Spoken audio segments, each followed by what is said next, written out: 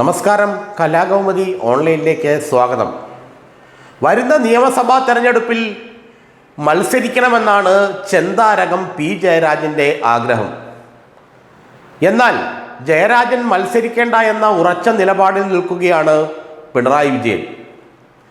ജയരാജന് കണ്ണൂരിൽ നിന്ന് എവിടെ നിന്നാലും ജയിക്കാൻ കഴിയുമെന്ന ഉറച്ച വിശ്വാസമാണ് ഉള്ളത്. തലശ്ശേരിയിൽ നിന്നോ കൂത്തുപറമ്പിൽ നിന്നോ മട്ടന്നൂരിൽ നിന്നോ എവിടെ നിന്നായാലും താൻ ജയിക്കുമെന്ന ഉറപ്പ് സാക്ഷാൽ പി ജയരാജനുണ്ട്. കാരണം പാർട്ടി അണികൾക്കിടയിൽ അത്രയേറെ വേണ്ടപ്പെട്ടവനാണ് പി ജയരാജൻ.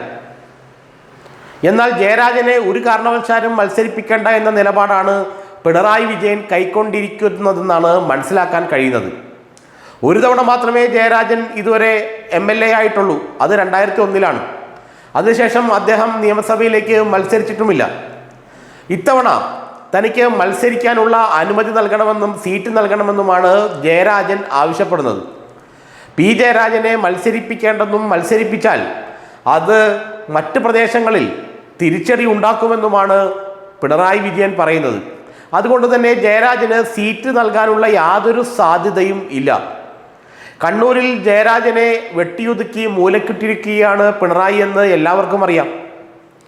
പിണറായിക്കെതിരെ ഒരു വലിയ ഭീഷണിയായി പി ജയരാജൻ ഉയർന്നു വരുമെന്നു കണ്ടപ്പോൾ ജയരാജനെ വെട്ടിയൊതുക്കി എന്നാണ് അദ്ദേഹത്തിൻ്റെ അനുയായികൾ പറയുന്നതെങ്കിലും RSSും പിണറായി വിജയനും തമ്മിലുള്ള ഒരു എഗ്രിമെൻറ്റിൻ്റെ ഭാഗമായാണ് പി ജയരാജനെ ഒതുക്കിയതെന്നാണ് ഭൂരിഭാഗം ആളുകളും വിശ്വസിക്കുന്നത്.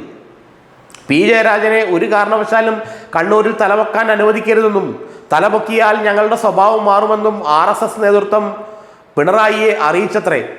അതിനുശേഷമാണ് പി ജയരാജനെ ഒതുക്കി മൂലക്കിരുത്താൻ പിണറായി തീരുമാനിച്ചത്.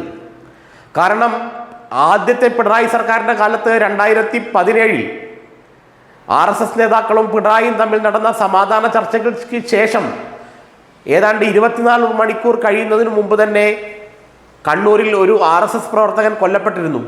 അന്ന് ജില്ലാ സെക്രട്ടറി പി ജയരാജനായിരുന്നു. പിണറായിയും RSS നേതൃത്വവും തമ്മിൽ ഒപ്പുവെച്ച കരാറിൻ്റെ മഷി ഉണങ്ങുന്നതിന് മുമ്പ് RSS പ്രവർത്തകൻ കൊല്ലപ്പെട്ടത് RSSനെയും സംഘപരിവാറിനെയും വല്ലാതെ ചൊടിപ്പിച്ചിരുന്നു. അവർ അക്ഷരാർത്ഥത്തിൽ പിണറായിയെ എടുത്തിട്ടലക്കി.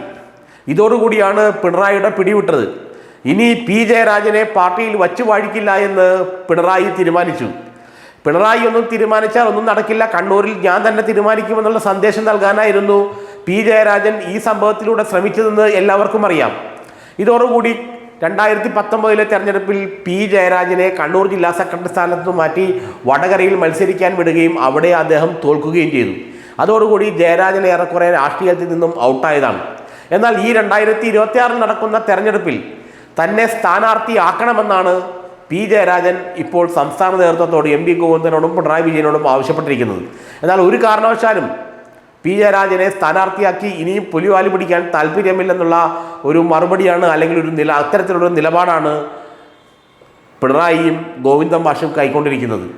MP ജയരാജനെതിരെ പി ജയരാജനെ ഉപയോഗിച്ചപ്പോൾ അത് പിണറായിയും ഗോവിന്ദൻ മാഷും ചേർന്നാണ് MP ജയരാജനെതിരെ പി ജയരാജനെ ഉപയോഗിച്ചതും അദ്ദേഹത്തിൻ്റെ മകൻ്റെ MP ജയരാജൻ്റെ മകൻ്റെ റിസോർട്ട് സംഭവമെല്ലാം പൊങ്ങി വന്നതും ഇതെല്ലാം ഈ പിണറായിയുടെയും ഗോവിന്ദൻ്റെ കയ്യിൽ പി ജയരാജൻ ഒരു ആയുധമായി തീർന്നതിന് ശേഷമാണെന്നും പി ജയരാജനെ MP ജയരാജനെതിരെ നന്നായി പിണറായിയും ഗോവിന്ദനും ഉപയോഗിച്ചുവെന്നും അവസാനം ഉപയോഗം കഴിഞ്ഞപ്പോൾ പി ജയരാജനെ വലിച്ചെറിഞ്ഞെന്നുമാണ് അദ്ദേഹത്തിൻ്റെ അനുയായികൾ പലരും പറയുന്നത്.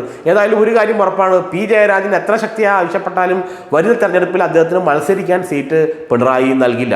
കണ്ണൂരിൽ മത്സരിക്കാൻ ഏറ്റവും അർഹതയുള്ള നേതാവാണ് പി ജയരാജൻ എന്നുള്ളത് വേറെ കാര്യം. ജയരാജനേക്കാൾ അർഹതയുള്ള നേതാവ് കണ്ണൂർ ജില്ലയിലില്ല. പക്ഷേ അദ്ദേഹത്തെ മത്സരിപ്പിക്കാൻ പിണറായി വിജയൻ സമ്മതിക്കില്ല എന്നുള്ള കാര്യം തീർച്ചയാണ്.